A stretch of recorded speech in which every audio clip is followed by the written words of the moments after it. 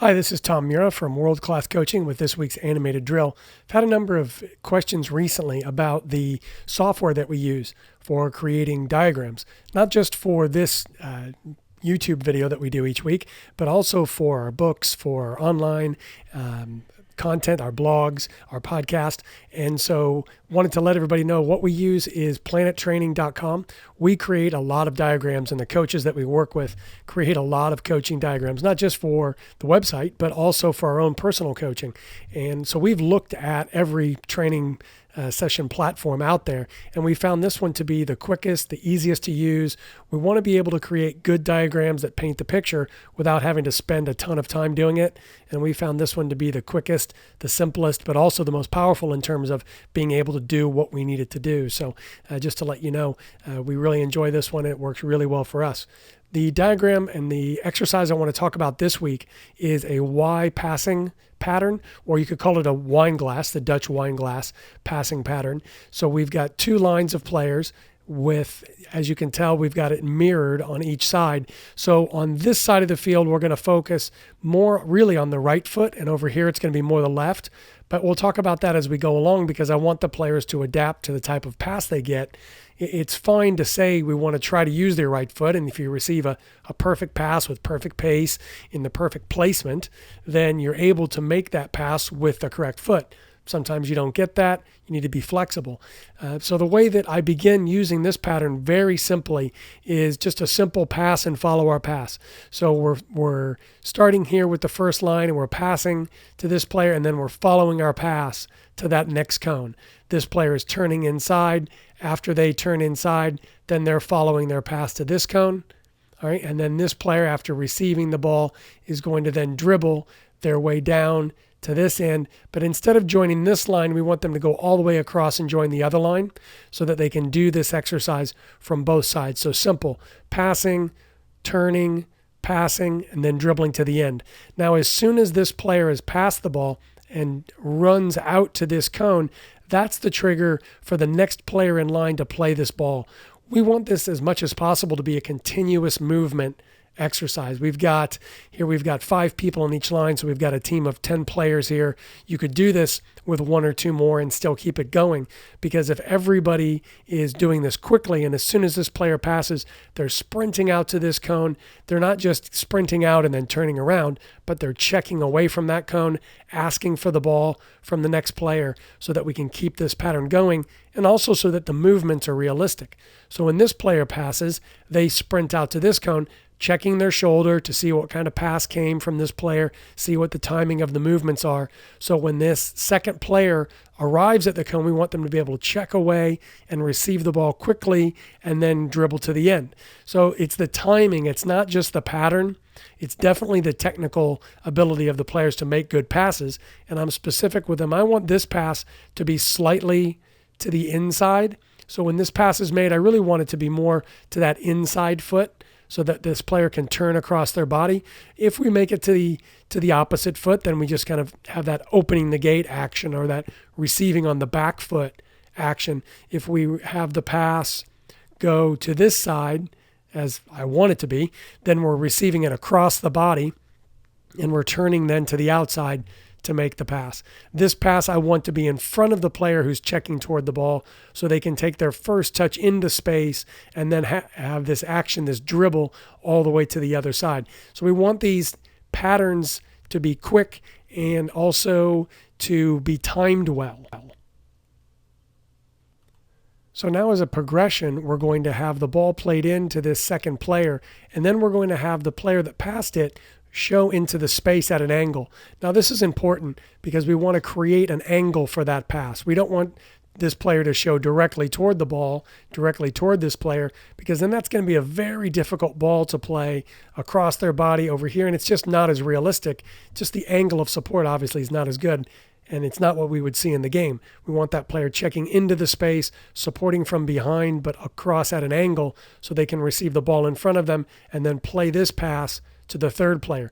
Now, as soon as the ball is laid off here, we want this second player turning to then support that ball. Now here it's important that this player watch the quality of this pass to see if it's fast, if it's slow, what the weight of that pass is, so they can time their run to arrive when this player then needs that supporting pass. And here's one of the features I really like about Planet Training. I can just copy that line. Instead of having to create a new line, I can just come here, grab that, use that same line that was created before without having to change it to pass and so on. So just duplicating it makes it so much easier. So I can duplicate it again, and then I've got that pass right here where I can take it out here and move it. It just makes life so much easier. So now we've got this ball being laid off to the second player with this pass, all right, and then played into the space, basically a give and go, so that the next player can run onto it, that third player can run onto that pass, receive it there, and then have the dribble all the way across to that other line as we did before. So now we've got a give and go at the end. So we've got a ball in to feet, we've got a layoff, then we have a diagonal ball into that third player, and then supported by this second player with that run. Then we have the give and go back to this player who's made the run into space. Again, timing that run.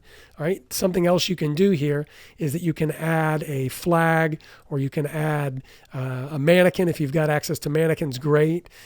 For the purposes of this, we'll just go ahead and put a flag in here. But we've got mannequins here with the software as well. So I can take that mannequin and have that mannequin there, so that we're going to play around that mannequin. All right, and you can place that mannequin wherever you need it. If the mannequin's placed here, then we've got to have this pass come in at more of an angle. And so we kind of change things around here a little bit. So we need that player to then check out to the outside just to create that path for the pass so they can receive the ball there. And then when they've received it, complete the give and go around our mannequin and then dribble to that far side. Now, obviously, these same patterns are being completed on the other side of the pattern as well. You're going to use maybe more left foot on that side if the quality of the passes are good and they're passing to the back foot. So we're getting those same actions just on the opposite side of the field, which is why we're having the players switch sides each time. Now, I think the best passing patterns can be then adapted into goal scoring activities as well. So you can take this pattern and easily transform it just by setting it up properly within the area of the goal, just setting it up to begin with in this area. You don't have to move anything around or change any environments. You just move now to maybe you take that mannequin, you move them into the middle, but we still have the pass in to this player. We've got the layoff, the diagonal pass up, and now we've got this player checking into this space to receive kind of a diagonal layoff from that third player, so that then we can take on this mannequin 1v1, and we're trying to beat that mannequin, and we're trying to get a shot in on the far side. So when we do that, I'll just get the shot in here for us. And so now we've made this, basically from a passing pattern where, yes, we're working on timing and we're working on movement, definitely working on the quality of our passes, but now we're making it a realistic pattern that players might see in the game. A ball played in by, you could say, the defensive center mid is playing that ball into an attacking mid, lays it back off, plays it in to, say, a forward or a winger, an outside back who's moved up, and now the ball is played back to the inside for that player to run onto and then attack the space and go to goal. So turning this from a passing pattern into a shooting pattern that's realistic in the framework of the game, that the players are going to see these kind of situations. So I think this is a great pattern to use with players of any age group. It's just a matter of how much you demand from the players. You could do this pattern with a U10 team. Maybe you're focused more on the technical aspects. You can do this passing pattern with an amateur team or a professional team for that matter.